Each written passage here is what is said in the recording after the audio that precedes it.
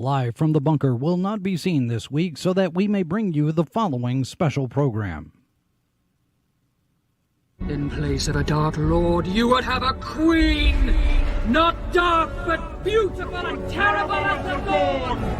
Treacherous as the sea! Stronger than the foundations of the earth! All shall love me and despair!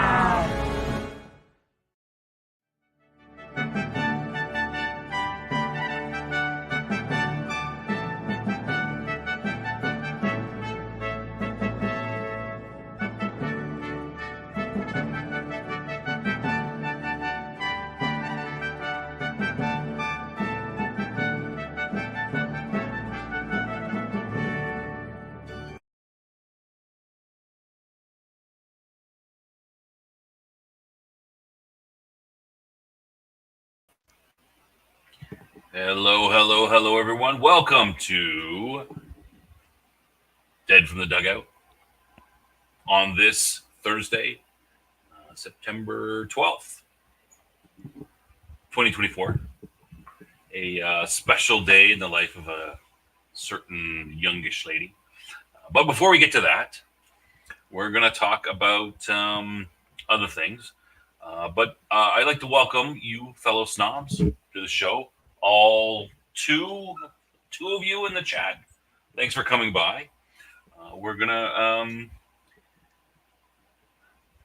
talk about a couple of items, just sort of what's going on in the world. We're gonna have our as we talked about last show. We're gonna do as this September is the American government says it's prep month to be prepared. So we're gonna do every show. We're gonna do a quick little preparedness item for you to help you get prepared for the zombie apocalypse or whatever type of apocalypse might be coming. Let's bring on my co-host. He's the American man of mystery, the man from everywhere but from nowhere. Cam, welcome, Cam. Good afternoon. That's it. Good afternoon. You got to work on that. You got to say something else after that. And welcome to listeners. Yes, there we go. Yeah. Thank you to our listeners. And remember, we got to always add this in. Don't forget to like and subscribe and all that jazz. We appreciate us. We appreciate it. It helps with the algorithm and all that junk. I'm sure you heard it a million times. Okay, so Cam, what's going on today with you? I'm going to get a haircut after the show. Ooh, fancy man. Mm-hmm. Haircut, la-di-da. Ooh. Yeah, that's right. I look like a crazy person right now. Wow. You're probably going to pay someone to do it for you, too, probably. I am. I'm going to what, I know the kids don't know about this, but there's these places that still exist called barbershops, which is typically a place for men to get their haircut by typically other men, although there are some lady barbers. Some rich guy going someone else to get his haircut. Just do it yourself. That's what a real prepper would do. I mean, what's wrong with old bowl? Nothing wrong with a bowl. Just need to get a bigger, smaller sometimes. I'm going to the barber, okay? So that's pretty exciting. Yeah. Barber. Yeah, that's my big pays like $6 for his haircut too, rich man. Well, in the past, I did have a $6 barber, and really enjoyed it. Even though I got a crooked haircut every time, but I had gone to him since I was 5 years old or something, and but he moved away, some years back. So now I've bounced around a little bit, but I think I found someone I like. So how much are you going to pay for this haircut anyway? It's like $35. It's $35. Yeah, and come with a happy ending. Jeez. Well, no comment. But I will say that you can't get $35 worth of work out of my hair. So it's a little pricey, but everything's gone up. Thanks inflation. Yeah, I used to get long ago when I was in the army. I used to get cheap ones like $2, $3, $4, $5, $6, And then all of a sudden it went up to like 12, and I was like, holy geez, 12. And now you can't get anything for less than 25, like even, with no hair and 15 minutes of work. It's Yeah. We have where I live, we've had an explosion of places to cut like barbershops. Like we used to have this one place with these Lebanese guys, right? And they've been there forever. And then about 5 to 10 years ago, these guys started popping up doing, another, we have like about 4 or 5 in my small town now. And it's like some of them do, shaves too and stuff like that. And, I can never afford to get that done as well. It's like $25 or $40 for a shave or something like that's, expensive. Yeah. It'd be nice to do the whole straight razor thing, one time in your life. Well, yeah, you can always splurge, but if I was a rich man, I would have my own personal barber that, it's like, I need a shave. Go ahead and hit me up for that, because I'm pretty sure this show is going to explode soon, so that I will be very, very rich. Thanks to the good people in the chat who will like and subscribe to make this show explode, and everyone watching it, 1 million subscribers, all that. And then I'll be able to, with all that sweet, sweet YouTube money, be able to afford a haircut. by my count, I think you've gained 3 subscribers since we've started doing shows. Awesome. So we've been at this about 2 months. So to get to a million from about 400 and what are we at, 430 or something? How many months would that be? So 1.5 a month. Larger than the human lifespan. Probably just before the end of Trump's second term. But hey, who knows if Sidney Sweeney shows up for the show today to celebrate her birthday, like she's supposed to. Yes, that is a special on the show. Well, I can't say for sure. It could happen. It's Sidney Sweeney's birthday, so yeah. Cam's favorite actor, actress, and so we have to talk about her birthday. Happy birthday, Sidney! She's 27. Is that correct? I think. That's what I'm told. 27. That's what it says on her bio. Who knows if that's true? All right. Okay. So I think we have we vamped enough. We got one extra person. Let's hit it. We ain't got all day. Oh, wait! Before we do that, DP makes a good point. Finding someone good and reliable to cut your hair is tougher than you think. It is.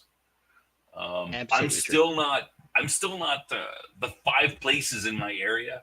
I'm still not really, super happy all the time. I should stick with one, but I kind of go around. But every time I go and I get one, I'm like, yeah, that's pretty good. I come home, my wife says, "Oh, who cut your hair? That looks horrible." I'm like, "What's wrong with it? It's nothing bad. What the hell?" Right? And she's like, "Oh, ugh." And so anyway, I'm still trying to find something. Yeah. Just a side note here. I put the link to Brian Shearer's stream. If you give us the credit to do and want something else, you can go watch his stream, Brian, who was on our G.I. Joe show. So, or you can go watch later. Yeah, go watch later. Okay, let's get to it. Yeah. There's lots of, Michael's talking about, I used to get, some of the Arabs are the best. They do some pretty good haircuts. Yeah. All right. Well, let's get to the show. Let's add, let me pull up our first item here. We're going to talk about. So, Denis Villeneuve, the guy who did Dune most recently, has got another project in the works. He's got a couple projects. I'll mention them, but I don't care about the other 2. So he's done Arrival, the second more recent 2049 Blade Runner.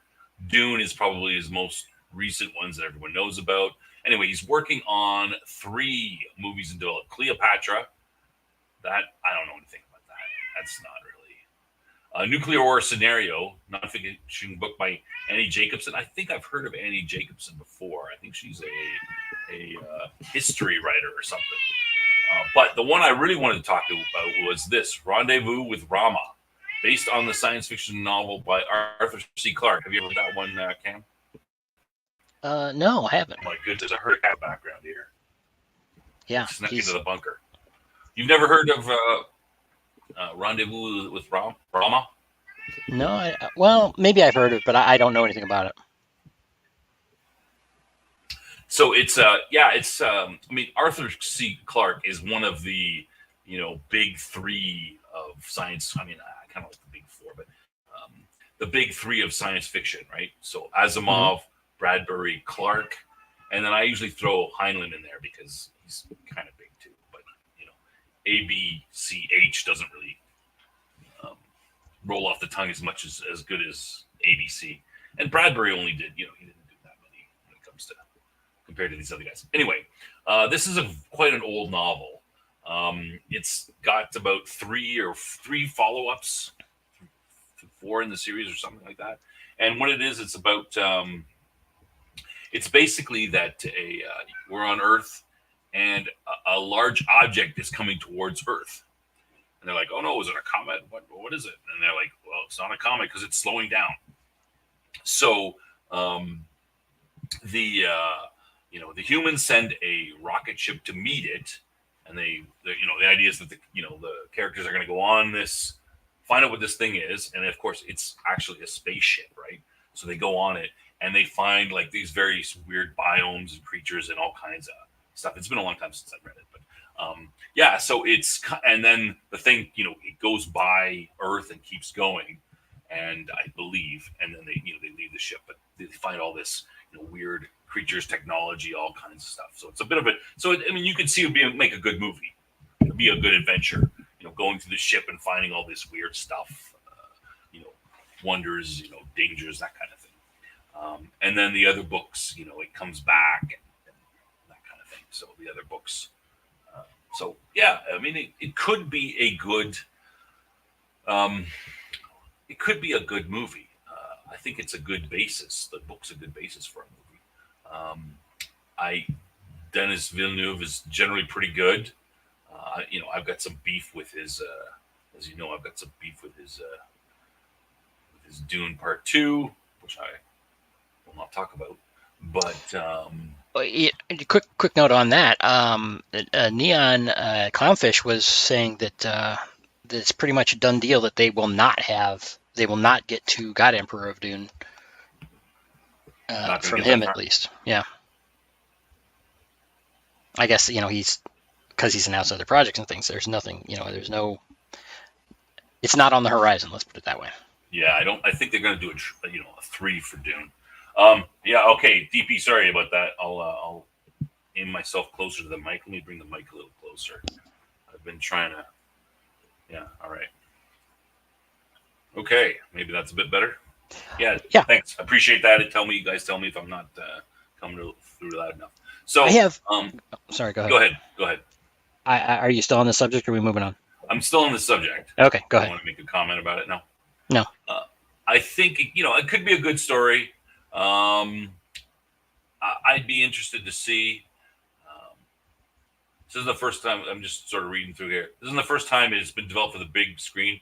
Morgan Freeman was looking to produce the film adaptation in the early 2000s. Declared dead in 2008. He could do it's on brand for him. He said in 2004, Rama as Arrival on steroids. I think that's probably a fairly good description of the film. It's like, Arrival is, they come and we kind of go on the ship and talk to them, but it would be, we go to the ship and you would see all kinds of interesting things. But I think that would be, could be a good movie. Hold on, let me throw something at this cat.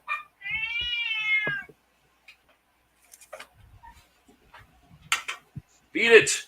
Jeez, so loud. Oh. All right, go ahead. I was just gonna just a news item in the world of entertainment, genre entertainment is Eric July's company has released for pre-order their new book Horseman by Chuck Dixon, and their sales are apparently going gangbusters already. They're I just put a link in the in the chat if anybody wants to check it out. It's are they at 300,000 already? Anyway, huge, putting up huge numbers. It released this morning at 6 a.m. Central, I think they said. So, man. You have any of those Ripperverse? Do you have the earlier ones? I do have a couple, and this is one that I have been looking forward to, and so I'm going to be ordering this myself probably later today. What about his other stuff? Are you enjoying the other stuff? I read ISOM 1, and it didn't grab me right off the bat. I thought it was fine, but it didn't thrill me. But then I read the Gooding the Polymath is the name of it. Gooding the Polymath by Mike Barron, and it's kind of that character is kind of a tertiary character in this the story so far, but it reminded me of like an old Valiant comic, from the 90s, where it covered a huge amount of territory and touched on it sprinkled all these different story bits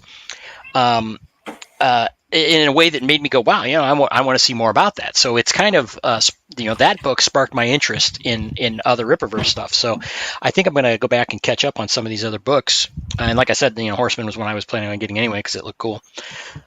So, yeah, I'm kind of cautious about, indie comics. So I always look for someone to recommend something because I find that, I'm big on story. It's hard to tell the story from and some of the indie comics you'll see, very static backgrounds. Like you'll see the characters and they won't spend any time on the backgrounds. It looks a little bit cheesy and stuff, but I'm not saying this is like that, but I like to.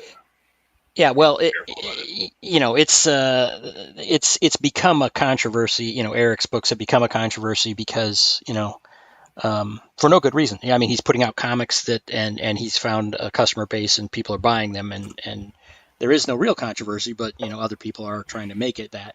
But the one thing about indie comics that I've complained about a lot is that they're for many reasons, something comes out after years of waiting, and then it's years between the first issue and the second issue, and for comic book readers, that's not how things go. You can't tell a story like that and expect your audience to follow you, and to grow an audience like that. And Eric is much more aggressive. He's got a team of people together, and they're producing books for indie comics that are at a pretty good pace. So from that standpoint, interested in the story, I think it's going to be a lot easier to follow. Whether it's your particular cup of tea, that everybody's always different on that, whether, they like, any given thing. Yeah. I mean, I would agree, a year and a half, 2 years between stories is a bit much. I mean, these are technically graphic novels, right? So, graphic novels usually 5 to 6 comic books. And if a comic book is monthly, then, I mean, I think, 6 months between graphic novels, maybe even a year, I would push it to. Maybe I would accept that. I think if they could put one out once a year of at least a 48-page book. Now, a standard comic is about 22 pages. So a 48 page is slightly more than 2 comics. And that's what a lot of these guys are doing. Or, sometimes they extend it maybe 60 some pages and some up to 80 perhaps. But, that's still 3 or 4 comics at the most. So, again, I know there's a lot, independent comic creators, there's a lot to it and a high bar, but you have to change your story. If you can't tell a periodical type story in a reasonable amount of time, then you have to come up with a different type of story to tell. Suit your work to what you can actually produce. Anyway, so there's that. Yeah, I mean, you find I'm like, oh, here comes, issue number 2. I have to reread issue number 1 because 2 years since the last one. You can't remember. Yeah, exactly. That's pretty, for a novel, like a regular fiction novel, like, Harry Potter, whatever, pick whatever novel you want. I mean, sure, 2 years, that's fine. But you're getting, a couple hundred pages worth of stuff in a nice self-contained story. But, 2 years waiting for a cliffhanger or something like that, it's a little bit more of a hard sell. Well, unfortunately, it's worse than that because it's like basically a lot of these books that come out. Again, I've been a supporter of Comicsgate and indie comics and things, and if they come out with a book and it's little more than a preview book that's not even scratching the surface, it's like, and now I'm going to wait 2+ years, 3 years for the the story to even start. They just can't.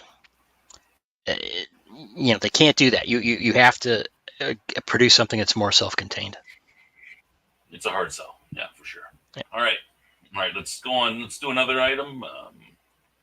So our next item, the Acolyte. This is specifically about. There's a fan petition coming out to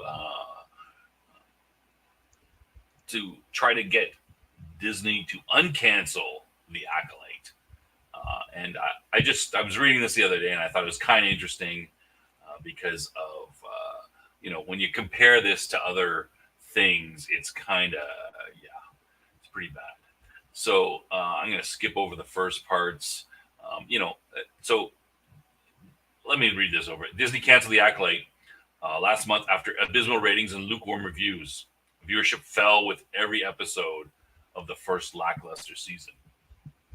I mean, they're trying to gaslight people and say, oh, it's because the fans are bad, evil or bad, or they hate, they're ists or phobes of some type. But I mean, it had poor reviews and people left every time. I mean, what more do you want? So there's several. They had the main position, I believe, 72,000 signatures of the writing of this article, which came out a couple days ago.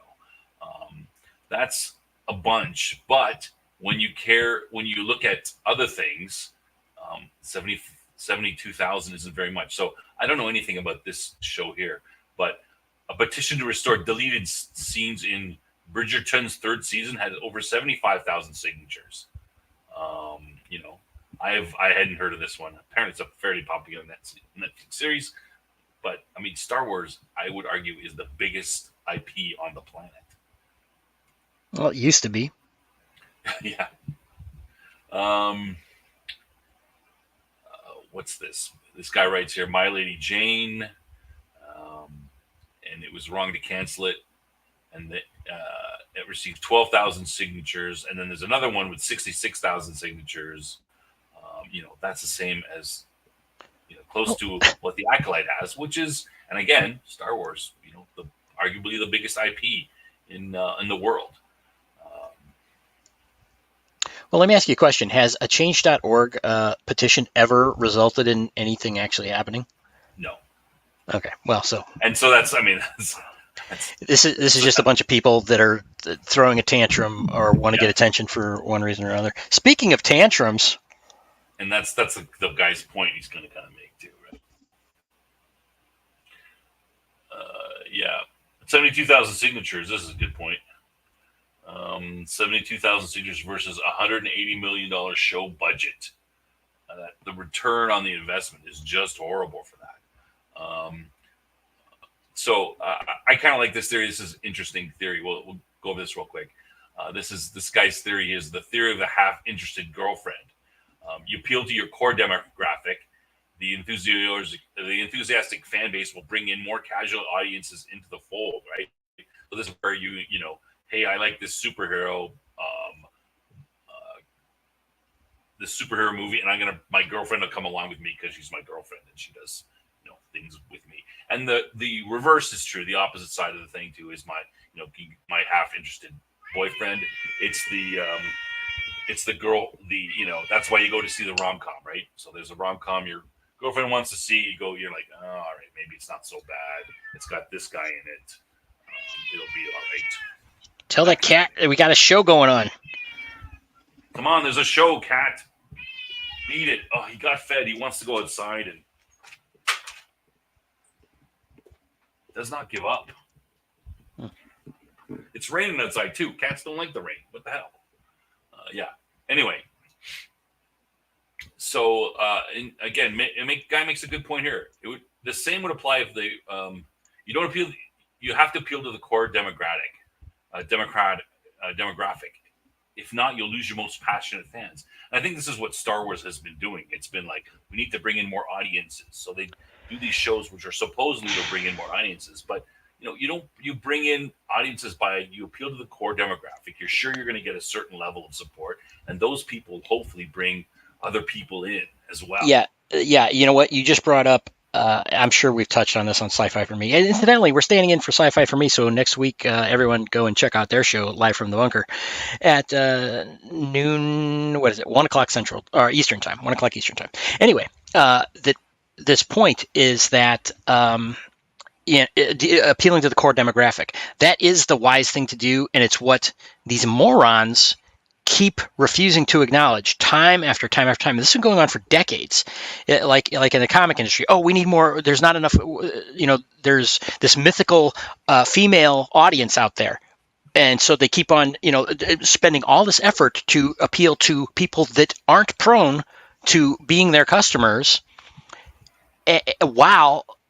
And let me say, first of all, that's fine. Trying to get additional customers, that's smart. You do want a broader base of customers, of as many different kinds of people as possible. That's fine. But they've done it at the expense of their customers that there are. And that's, like you're saying, they're ignoring their core base to chase phantoms. And has it worked out yet in anything? Yeah, I don't think so. I mean, like this has been, if women stopped going to chick flicks, they wouldn't bring their half-interested boyfriends along. Would you make a chick flick for guys? Then they wouldn't go because it's a chick flick, and the girls wouldn't go because they didn't. It's like this.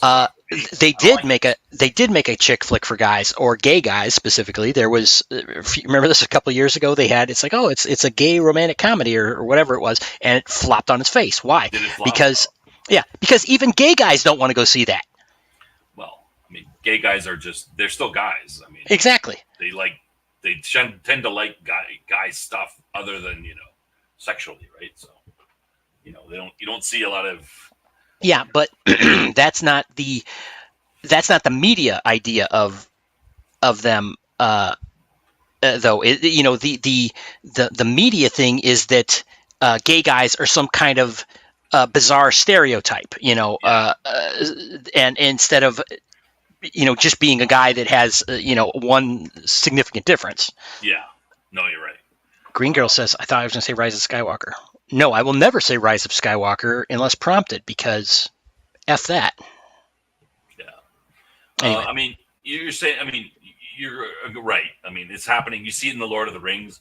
I understand the Lord of the Rings first season and the second season is I'm seeing, bad reviews of it, and it's the same. Please don't say Lord of the Rings. Say Rings of Power. Right. It's holy cow. Sorry, yeah, the Rings of Power, the whatever, that version of the Lord of the Rings. We should talk about that and get you upset. I hear they destroying character after character. Yeah, I heard they just destroyed Tom Bombadil. Not that I know much about him, but it's not even in the realm of consideration at this point. It's gone. There's nothing there. So anyway, what do we got here? So let me finish this off. I think this is a good point here. Like the guy says, there was a Game of Thrones position to remake season 8 with quote competent writers. Like, isn't that a big slap? What a slap in the face to Game. Like, imagine you say it doesn't say good writers. It doesn't say better writers. It just says competent ones. Like, isn't that a big slap in the face? Anyway, that amassed over 1.8 million signatures, right? And Game of Thrones is pretty big, but is it Star Wars big? Maybe now it is, but it wouldn't have been. A petition urging Disney to bring the Old Republic era of Star Wars to the small screen got 231 signatures, which is, wow, 2-3 times.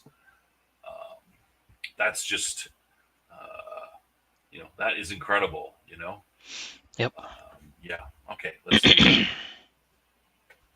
So 75 is a drop in the bucket. I mean, they're never going to, they're not going to remake Game of Thrones season 8, even with 1.8 million signatures.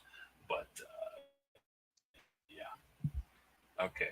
So we're going to go let's move right on to our next topic. This is a little bit kind of related to the Acolyte. So we're going to talk a little bit about what's going on here and Cam knows this about this better than I do. There's been a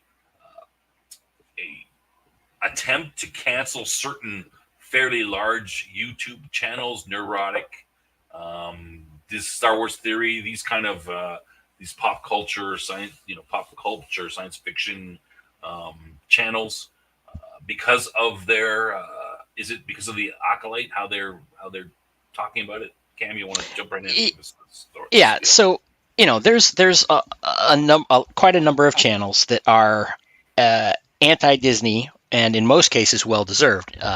Nerdrotic has become a huge phenomenon on his own, where he's on actual news channels and things like that, and he has a huge audience, huge shows, and he collaborates with a lot of other people, Geeks and Gamers, folks from there, Ryan Cannell. These are the people that were targeted by this because they have been especially negative towards. Well, I shouldn't say that. They've been negative towards the Acolyte because it doesn't appeal to Star Wars fans. They're Star Wars fans, but they've been negative towards many Disney things and many Star Wars things since they started attacking fans for not obeying and consuming vigorously enough.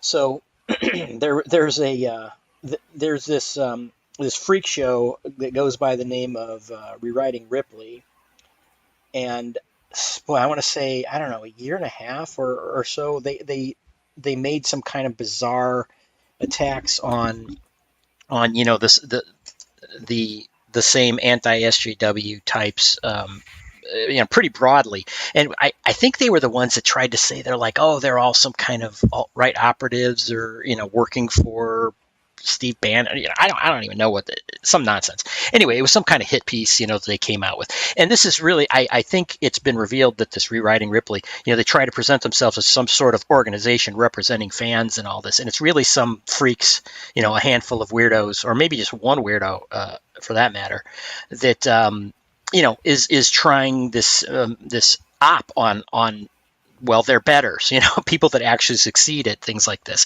Let's say they're probably more like our speed, 460 subscriber kind of speed.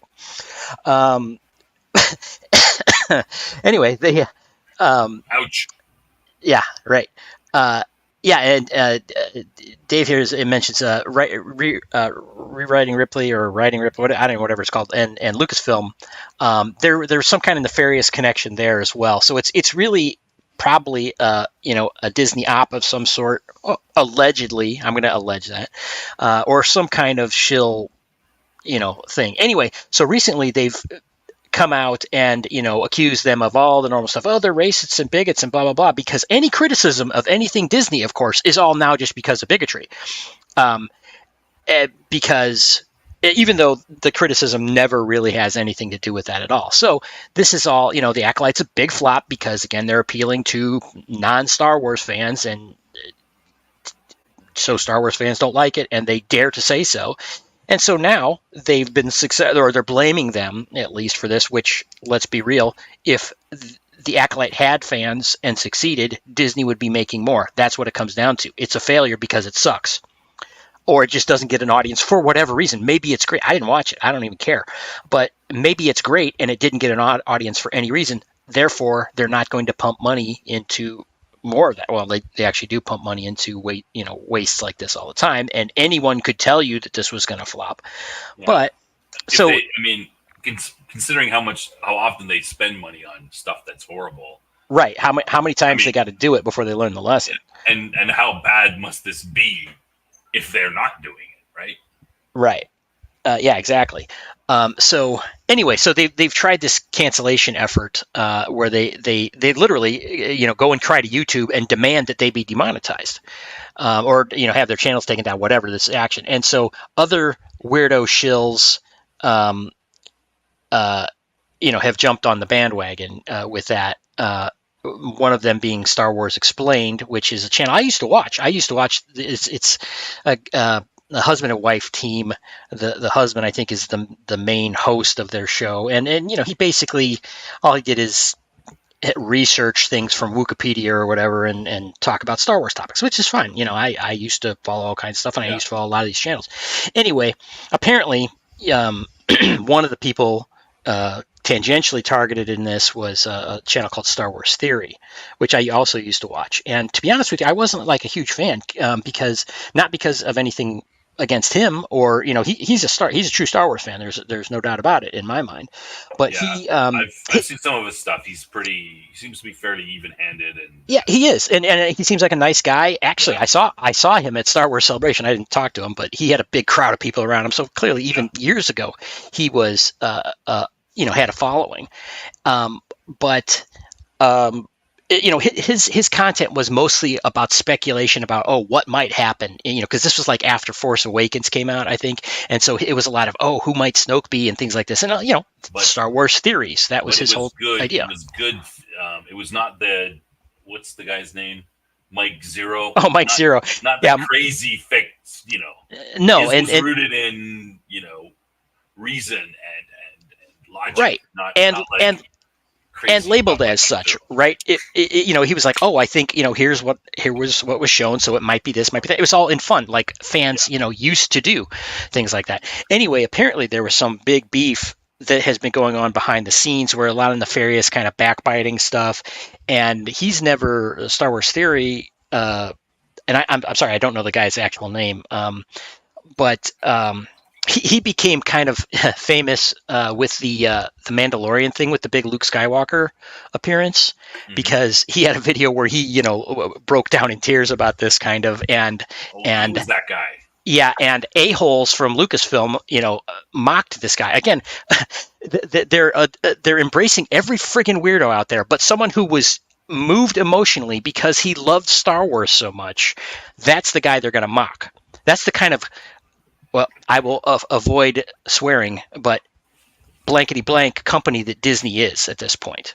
Yeah, And by the way, I mean, he's like, I think, being that broken up about Star Wars is kind of, that's a little bit over the top. But sure, but it was Star Wars. I wouldn't mock that guy. I mean, but here's the thing: he's buying your product. You don't mock those people. That's right, and it was all positive. And the thing is, I have to admit, I watched that too, and I didn't break down in tears or anything, but it clearly, it struck a chord, because it was a huge part of my childhood. It was an even bigger part of this guy's childhood, and he explained why, and there's good reasons for it. He had a rough childhood, a lot of health problems and things like that, and Star Wars and Luke Skywalker was like, his personal hero kind of thing, so that's why it was so extra important to him. But as a fan, a similar fan, I can see it's like, oh man, this is great. It's something that you've been wanting for so long, and you finally get it. So the point is, but it was his honest reaction. It's whether I think that's, I wouldn't necessarily do that, and I wouldn't. Right, it wasn't fake. He's a sincere fan, and they just piss all over the guy. And the person, imagine going, haha, you like my show. You're dumb. Right, and the person leading that effort was Pablo Hidalgo, who works at Lucasfilm. He's like a lore guy, I guess, or something. And can I swear? Are we gonna be in trouble if I swear a little bit? Well, I mean, we're not monetized, so I mean, do we really? Okay, Pablo Hidalgo. I actually met Pablo Hidalgo in person. Yeah, wow. I was at an event back in my game designing days. Did you ask him where did his balls go? No, because I had nothing against the guy at this time. This was before The Last Jedi came out. So, I actually went and just, chatted with him for a few minutes, and he was kind of like, a little bit of a mope. But I didn't expect anything out of him. I just kind of talked about Star Wars for a couple minutes, and he was nice enough. But he's not a sterling personality either. He belongs on the internet. I guess his wit comes out on the internet, not in real life. I'll just put it that way. He strikes me as that kind of guy. Even I know nothing about him, but just looking at him, and you're like, okay, he's probably a mope. Is probably the way I would describe him as well. So he had substandard social skills. Let's put it that way. Yes, he should be on The Big Bang Theory. Yeah. I don't know if he'd qualify for even that. But anyway, so, for him to go after a guy who's a fan and who had been a pretty positive guy, it's just, it tells you a lot about it. I don't know. Why are we talking about this? I don't know. The point is that, this is what these new fans, supposed, in quotes, fans are about, is trying to destroy other people. I don't care, when I was more involved in Star Wars, and I've just been so frustrated I'm not, but when I didn't care that there's some weirdo, these Reylos or whatever. Go ahead, be a weird Reylo. It's, I never would seek to demonetize them or anything like that. Yeah. Michael's asking a question about games that I produce. Let's go back to these other, before we get Let's go in order. Yeah, okay. DP says Star Wars Theory was representative of the core audience. I would agree. Cam. Yes, yes, absolutely. And that he also says Hidalgo comes off as pompous, even the early Star Wars show days. I mean, what do you? Yeah, I mean, the Star Wars show, I was actually a big fan of that show. It was a good time. It was like a short, 15-minute show they did weekly, and it was kind of like the losers of the Star Wars of Lucasfilm, kind of thing. And Pablo Hidalgo was like a someone they went and talked to, to talk about lore stuff, So yeah. So he, is there anything else about this this beef going on and we don't want to focus too much on beefs, and we definitely don't want to get them involved in them. But all I'm saying is that you're not the good guy if you're trying to ruin other people's lives because they're fans of something and they're not shilling hard enough for it by your, because you're a sellout and you buy special favors from Disney, doesn't mean that, you're a better fan or that, you're the real fan or whatever and get to attack other people. So, they got BTFO'd on this pretty hard, and good, and I hope they get called out. And there's been some speculation that some people might take some legal action. I don't know if that's true or not, but public defamation should be something you can pursue. Yeah. All right. I mean, this is, I completely agree. I mean, I should be able to criticize whatever I want online without having to be canceled just because I don't like some show. And right. You can't make up some sort of, you don't like this show. Oh, there's a woman in it, therefore you hate women. You should be canceled because you're a racist phobe of some type. Like that's a load of crap. And full disclosure, like again, Nerdrotic and his gang and brand of commentary and things, I don't watch it. It doesn't appeal to me that much. And there's been some accusations. It's like, this is their cottage industry of complaining about stuff. Yeah, it is. That's great. So what? Don't like it, don't watch it. That's the way I feel about it. Or do something good, and then they'll have nothing to complain about, right? Right. Right. And it's my, you might be right about this, cottage industry about complaining about things because negative stuff tends to get more hits on YouTube than positive. But the other side of that is that, it's what they want to do. Like, who cares? And you don't have to watch it.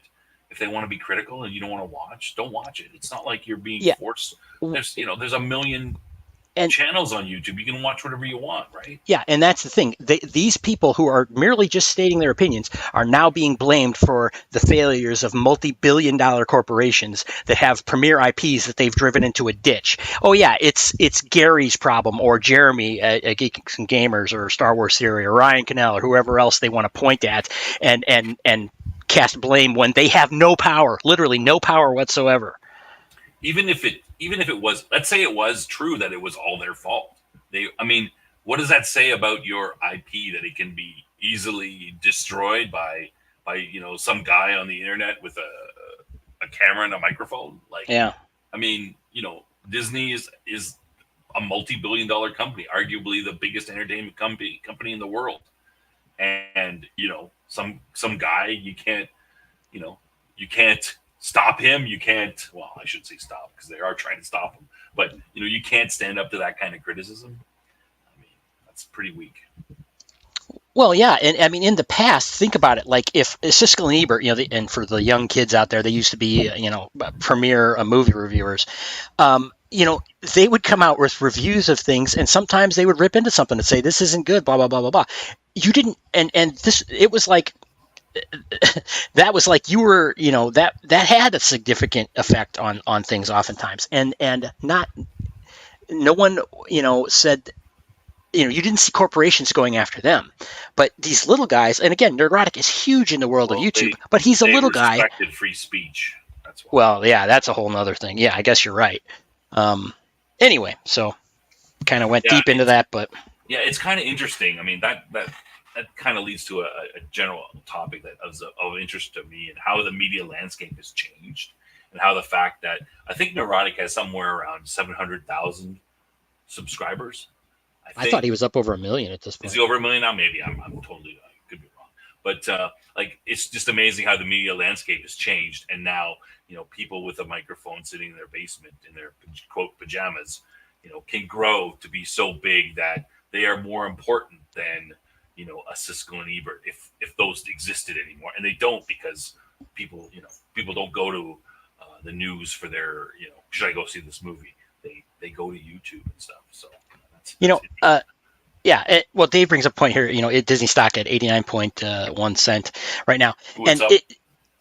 a little bit from the other day. I mean, imagine, I just ranted off on Disney here. Imagine if they were like, oh, well, we got to go after this guy. I mean, sitting here with 3 viewers or whatever. And, but is that next? They're going to start going after even smaller people that have no sway on anything because they're such petty little twerps. Can you just hold off for a second? There's a knock at the door. I got to check that out. Okay, how about I carry the show? No, just hold on. I'll be right there. Oh. What? Disney police? What? How'd you get here? They're everywhere. Run.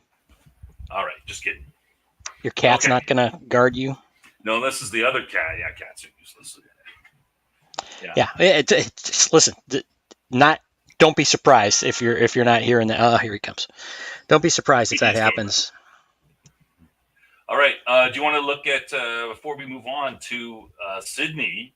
You want to do a quick answer of Michael's question? I think that's a pretty good question. Michael, you're asking about what games did I produce? I was a playtester for many years of card games and board games and miniatures games, and then I had a segment of time where I worked as a developer for board games mostly. That's it. You don't want to name any? Nope. No, he doesn't. You just have to trust me. Privately, we could talk about it on Discord. All right. Okay.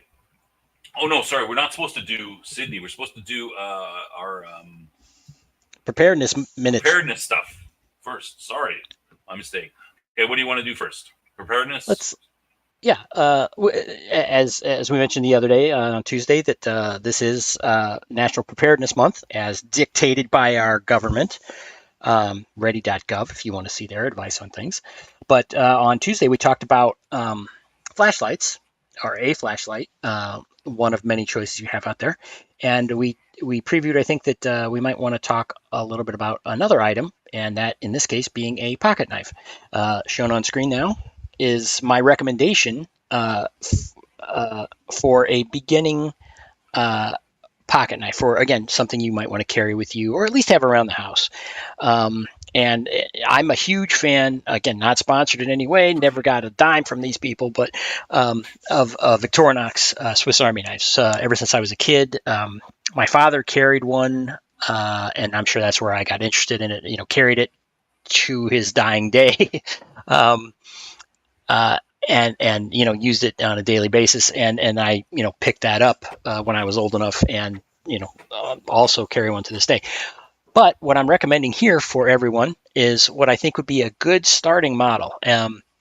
Without getting deeply into Swiss Army knives, there's different layers of different tools, as you see.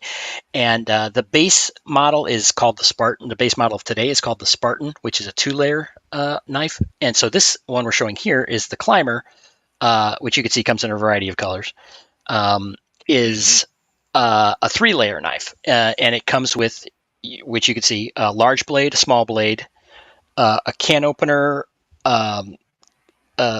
combined with a small screwdriver that fits Phillips screw heads, a large flathead screwdriver, and a bottle opener. And on the back side, you have an awl or a punch, a corkscrew, and a hook, which the hook is kind of the Aquaman of Victorinox knives, because no one can really figure out what it's good for, and it's kind of a joke, but it is remains. But the last feature I'll mention is the scissors. I recommend this specifically because it's the one of the most basic models you can get that has scissors, and I think most people would find the most utility, the most common thing they'd use their Swiss Army knife or any knife for would be the scissors. So the Climber here is shown as $45 retail. You can get them on Amazon for cheaper than that. Right now, there are some that are $34, $37, depending on which one you want. So you can get them for less. Sometimes you can get them even cheaper, down to $28. So I highly recommend it. One alternate to this, very quickly, there is a model that is exactly the same as the Climber. That's called the Super Tinker.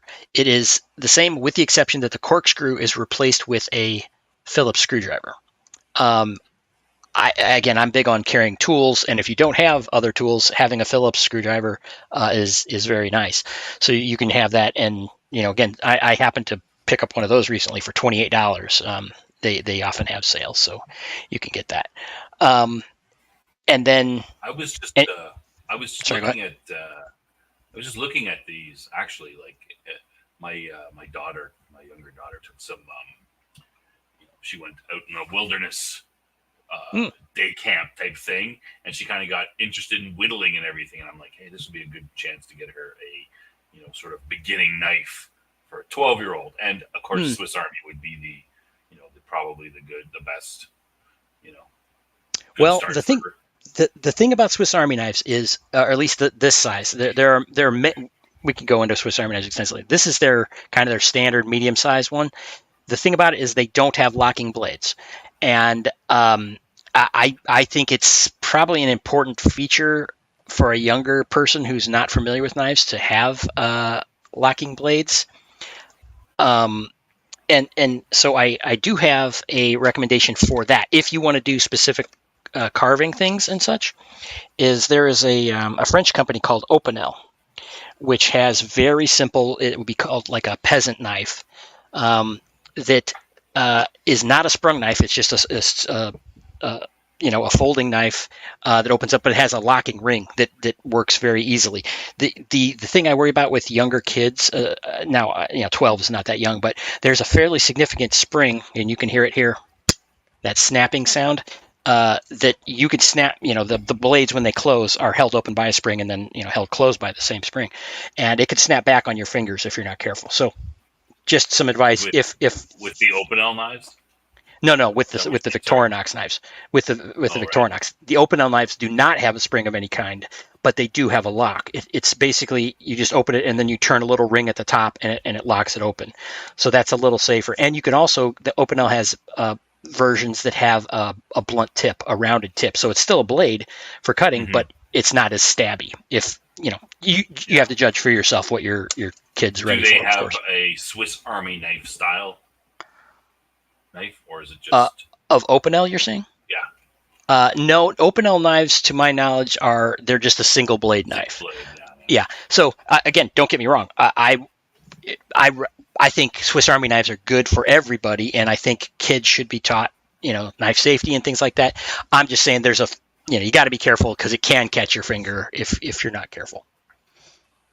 Yeah, and then I know we're going a little bit long on this. The other thing I wanted to mention, if you wanted something a little more than pocket knife, is you could step up to a multi-tool of some sort. And there are all kinds of multi-tools out there, some very cheap ones, some very expensive ones, including Victorinox. They have their own, but I mean, there's hundreds of different ones, but I've liked Leatherman for many years, and the model that you're showing here is called the Leatherman Curl. It came out maybe 2 years ago, and it's I would call it one of their higher grade knives, meaning it has a construction of their most famous, very similar construction to their most famous model, which is the Leatherman Wave, which is super popular. But this one I think is excellent for a urban, suburban, everyday carry kind of thing. It has a knife blade. It has scissors, an awl. It's a can opener, bottle opener, a flathead screwdriver. But the thing you see there on the right in this picture, there's a little bit exchanger where Leatherman has some proprietary bits that you could carry a huge amount of different screw heads, hexes and Phillips, flat, Torx, all these different things, and they have a little kit you can get, and you could load whatever kind you want in there. These are double sided, so this one would have a Phillips and a flat in it, for example, and I really like that feature. Yeah, and so the black part just pulls out, and you could put a different one in there. Right. We had I have leather myself. The other one, I think they're the original makers of the multi-tool. Yes. It's a little trivia. The Canadian Army, way back when they were deciding, upgrading things and stuff, they decided to get a multi-tool. The contract went out to bid. Leatherman and Gerber won the contract, and they got the thing. And their pliers were crap. The guys would be using the pliers and stuff and turning things and stuff, and the pliers would rip off. Right here would rip off because it was like cheap steel, and the Leatherman was way better, and everyone just got frustrated and went off and bought their own. Gerber. I think the U.S. military had Gerbers as well, and Gerber is kind of infamous for having mystery metal for a lot of their things. They don't usually publish what it is, on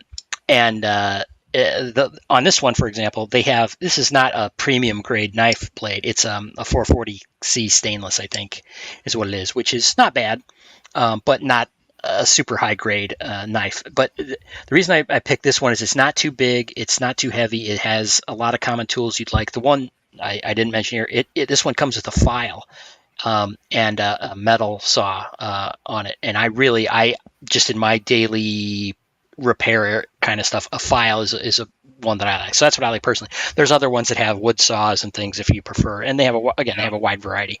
But this is one model, but there's one that might suit you if you want something a little heavier. Mine's like 20 years old, so I don't have this model. I think it's a slightly bigger model. It does have a saw blade with a serrated tooth. I don't think it has any scissors. Mine. Yeah. Well, anyway, so again, between the flashlight and a pocket tool of some sort, you step up from zero to having quite a bit of capability in your pocket, and as a preparedness advocate, I think it's a good habit to get into. So if people want that, and hey, anybody in the comments, if you want specific advice, I'd be happy to talk to you about one that might suit you. Mm-hmm. Again, I get nothing out of this. I just like this crap. So. All right. Yeah. So we're gonna keep doing this feature. I think we might do books at some point, right? Like we were talking today, the granddaddy of all prep survival books would be the SAS Survival Guide, like the original, but there's been a bunch of other ones as well. Hopefully Cam can recommend some there. I do have a small collection of survival books, and I can kind of review those and see if there's one that strikes my fancy. Yeah, I'm not saying we're doing that next time, but maybe within the preparedness September on one of the shows, we'll do that. Oh yeah. All also, one last tip: just buy some bottled water. Have some bottled water around. Bottled water, yeah, that's a basic. Bottled water. Okay, that's good. All right, we got that. All right, so should we get to our main topic? Yeah. We don't really have. Do we have much to talk about for this? No, it's more of a visual thing. Yeah, I mean, it's just it's Miss Sweeney and her. It's her birthday today, so happy birthday, Miss Sweeney. She hasn't come into the. I sent her the link. She hasn't come in yet, but I haven't done anything. But oh well, that happens. So Cam, you are the expert on Sidney Sweeney. So why don't you tell us all about her life and her career and everything Sidney Sweeney. Go. Well, they say a picture's worth 1,000 words. So that's it. I honestly, I don't know anything about her. You don't know anything about her. I know a little bit. All right, because I did my my research. But anyway, So she's kind of she's kind of the it girl now. Maybe a year ago or something, she kind of came out. She's done a bunch of small movies and more niche stuff, and now she's becoming a little bit bigger. She's getting to a little bit bigger movies. Like she was in Madam Web, right? Which is, I mean, it wasn't a good movie, but it's a Marvel superhero movie, right? So Well, it's a sub Marvel. It's not like the MCU. no, The but Fox. it's big though. It's a bigger than other things she's been doing, right? I guess, and I never heard of her before. Jason at Sci-Fi for me started talking about her. I don't think, but the thing about it, it's like It Girl. It's like she's kind of not quite that. It's like she's like to the side a little bit. It's like you're seeing her name in the entertainment news a lot, and she's popping up in a lot of things, and she's clearly pursuing some promotion, which again, more power to her, but. I don't think she's crossed the line into the sweet. It's not like she's not like Jenna Ortega, who is getting a lot more Everywhere. play. Yeah, it's she's like kind of like the dark horse, It Girl, Yeah. maybe. It's I think she's working hard, and she might land one of these roles like Black Cat or Power Girl or something, and that'll and get a really lot more push attention. her. Yeah, that'll really push her. So I think there's a couple things well, first of all, No, I'll go a little bit more background. yeah, please do. She's doing like she's got like she's got some sort of I can't remember the name of the company, but she's involved with a beauty company. So that's kind of one of her big things too, as well as acting. She promotes their products and stuff. So Like a lot cosmetics of the company. pictures, yeah. So a lot of the pictures that you see and that sort of thing, it's from her, pushing their products and stuff like that. And there's a bunch of pictures as well, swimwear pictures. It was a Frank's bikini. Apparently, there's a, I don't. Frank's seems like a weird name for a bikini company, but they make swimwear, and she was, promoting. She was the main person who was promoting their swimwear. She was the big star when they were doing some of their swimwear. So you see lots of stuff like that. So that's where she's not really. I mean, she's an actress, but she also has her foot in the fashion, makeup industry as well, as a lot of them do. So that's where she brings a lot of her, some of her star power from and her name recognition. I think, you're right about her being being not so much of an it girl, and part of it I think is because she's blonde. She's like a Marilyn Monroe's type, right?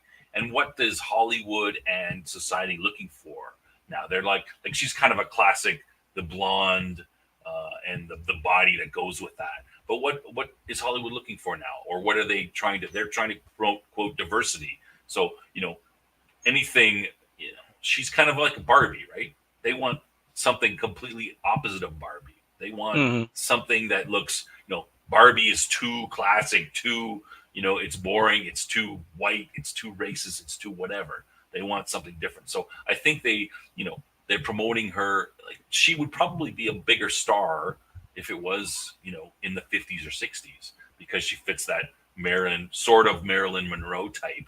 But because it's, the modern era, it's 2024, we can't like that stuff as that classic as much. It's we got to look for other things. So they kind of promote other stuff.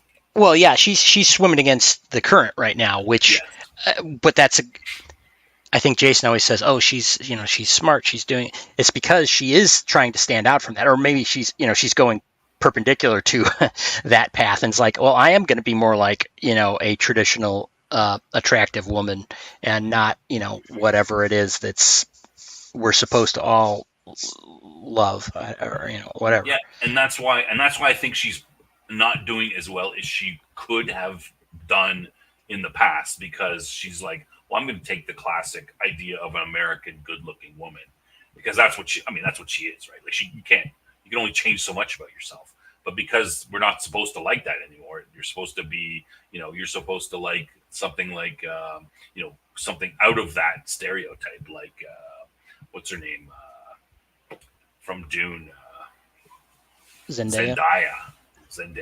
like mixed race, tall, skinny, like something totally away from the Marilyn Monroe style. Yeah. I'm just looking at some articles, and there's, she's in a Rolling Stones video. Yeah, I did see that. There's all kinds of, she's around. I guess she's big on Instagram. She's constantly, she seems to be doing very well with her ability for, like TikTok, Twitter, Instagram, to keep herself in the, in the thing. Like she was trying to be on a Disney movie, and she was over at Disney. She went to Disney World with a girlfriend of hers, and they were snapping pictures and stuff. And she's on her thing, and she's not saying anything controversial, just saying, "Hey, having fun at Disney World" or whatever. Right, she's keeping herself in the mix. Yeah, she's trying to keep some attention. So she seems like she's pretty smart when it comes to the business and how she's kind of promoting herself and keeping herself in the public eye, but not with controversy like the Snow White actress or anything like that. She's just keeping it very neutral, right? Mm-hmm. It seems like that to me, anyway. Yeah, right. She's not courting any particular. She's not running her mouth. Let's be honest. Yeah, I mean, and again, that's not what we want from. Actors and actresses. I mean, I don't particularly care to hear their political opinions. They're not usually very well informed about them, and so why would I bother to care about that? Yeah. So I mean, talking about her, I want to talk in general a little bit about. That's got to be AI. That's an AI image. You think so? Yeah. I'm not sure. I had one in here that was questionable. This one here, I'm not sure if that's her, because I think that's from the big. It supposedly is her, but there was that's from the Frank's bikini thing, so I'm not sure, like the hair color and stuff. So I'm not sure if that's her, but yeah, I think that. I mean, she's definitely attractive. Is she the most attractive woman in the world? No, I mean, I wouldn't necessarily say so, right? But she's up there with the models and the very high level for women. But I would say that there seems to be something else about her that is attractive. Would you agree? Like, not just beauty, well, right? I think she personally. She seems a little girl next door-y to me. I mean, it's like the glammed up girl next door, let's say. You know what I mean? Because she doesn't look like a fashion model. You know what I'm saying? Like with the real. Okay, so we have two categories. So we have unattractive people that are being pushed on the public as what's supposed to be. People are supposed to like, and then you have the other side, which was like the Victoria's Secret very high model type. I don't know a better way to describe it, and she doesn't really fit in either of those categories. She looks more like the pictures of her at Disney and everything. I think when Jason was talking about that, it was like, if I walked by her at Disney, I wouldn't have been like, oh wow, look at, you know what I'm saying? She looks like a normal person, I guess is what I'm trying to say. Well, that's not to say person. Right. That's what I mean. I'm not saying she's mid or average or anything like that. I'm saying that she doesn't look strange. A lot of these media figures look strange, and this looks like someone that you would have gone to high school with, but like maybe the good looking girl that you went to high school with.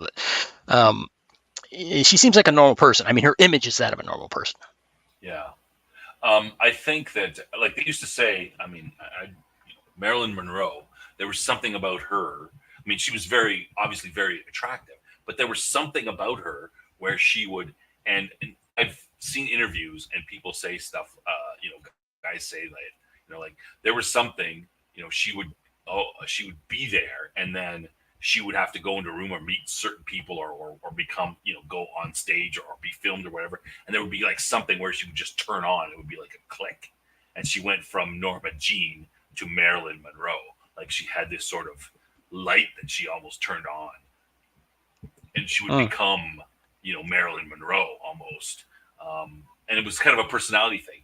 And I was thinking of that when, not to say that Sidney Sweeney is, Marilyn Monroe or anything like that. But she seems to have, like, when you look at her pictures, she does seem to have, like, she's not just physically attractive. There is actually, like a bit of her personality comes through, and it seems like it is a positive or a good personality, and that Yeah, helps propel her from, above average, good looking to something more than that. well, you mean like she smiles, for example, instead of scowling all the time. It's like, wow. I was gonna say that a smile, but I thought that was a little bit too too mediocre, and like, oh, just and it's also a little just smile more, hey, and people will like you.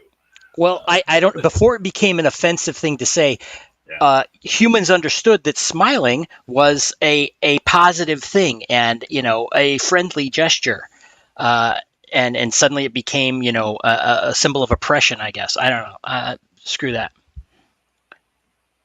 Yeah, so I'm not sure if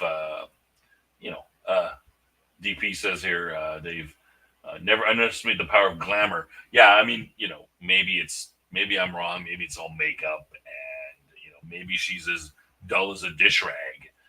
Who knows, right? But she does seem to have a little bit. She seems to look. She seems to have some sort of inner beauty that kind of shines through, that makes her more attractive than just her outer physical beauty. But hey, what do I know? I could be wrong. I'm old. What do I know about it? Yeah. So we wanted to throw that in. I mean, it's a little bit of a, we're taking the piss out of ourselves a little bit with this whole thing, because Cam likes her so much, or at least Well, that's the narrative, right? yes, that's Jason's narrative. But yeah. So, and it's her birthday today, and 27. So, I mean, that's what it says in her bio. I don't know if that's true. Who knows? But she looks like in her mid to late 20s. But yeah. So I think you're going to see her in movies. People like her. She's attractive. She's not. She's got the couple of the. I didn't look them up, but the movies that she's done before, some of the bigger stuff, are kind of these. Like I said, they're kind of art housey type films. Not completely, but they're relationship films, and she's not afraid to what should we say, show the things that God gave her in those movies. So she's gained some following back then from that, and she's going to start. Like I said, she was in Madam Web, so she's starting to come into these Hollywood big name movies, and I think you're going to see her. Like we said, she's campaigning to become Black Cat or something like that. I think you're gonna see her in a big name, big budget, summer blockbuster type movie soon. You're gonna be seeing her as the female love interest or something like that. That's definitely gonna happen. So yeah, she'll be the new Zendaya. How Zendaya was 5 or 8 years ago, when she first, jumped in at Spider-Man and just started, exploding from there. That's going to happen, I think. So, yeah. All right. Any other comments about that? Nope. No, we're good. All right.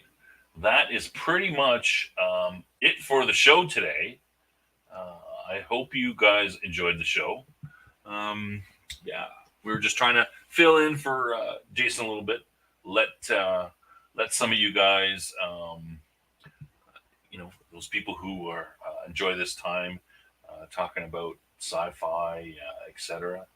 And we wanted to give you guys a place to go. Should we do a show tomorrow, Cam? What do you think? I cannot. I have a previous engagement. Friday. I don't know. We only plan to do Tuesday, Thursday. I mean, maybe we could do a call in. People could come on and just complain or talk about whatever they want, kind of like what Jason normally does. I don't know. I'll think about it, I guess. See what we're going to do. That's pretty much it for the show, except for one thing. We have to have the joke of the day in honor of women. We have a couple of jokes here.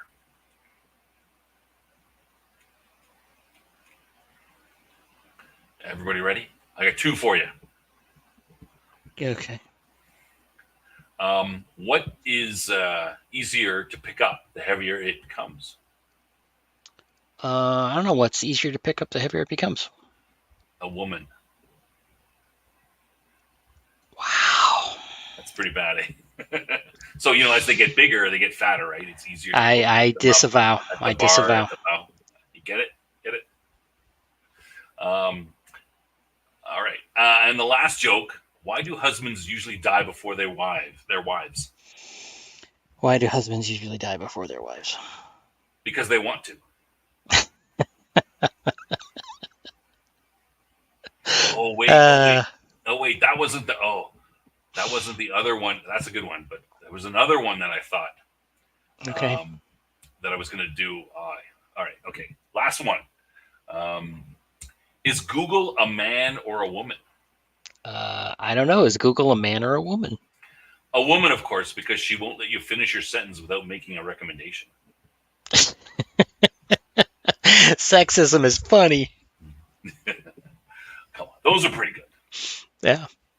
Yeah. I like the last two. All right. What's this? Oh, Open Line Friday. We can DDoS Alberta. Oh, isn't it illegal to call for some type of cyber attack? Yep. Report Cancel that him. Cancel him. Report that man. All right. Well, that's the show for today. We hope you guys enjoyed it. Happy birthday to Sidney, and we will definitely see you on. If not tomorrow, for like an open line type show, we will definitely be on our normal time, the Top Lofty Lounge. Not this show. This is Dead from the Dugout. Our other show, Top Lofty Lounge, will be Sunday night at the usual time, 11 p.m. Eastern, which is 10 Central, 9 Mountain, 8 Pacific, I think. Yeah. All right. That's it for today. I hope you guys enjoyed it. Like and subscribe, and we'll see you either tomorrow or Sunday. Yep. Thanks, everybody. Good day. Good night.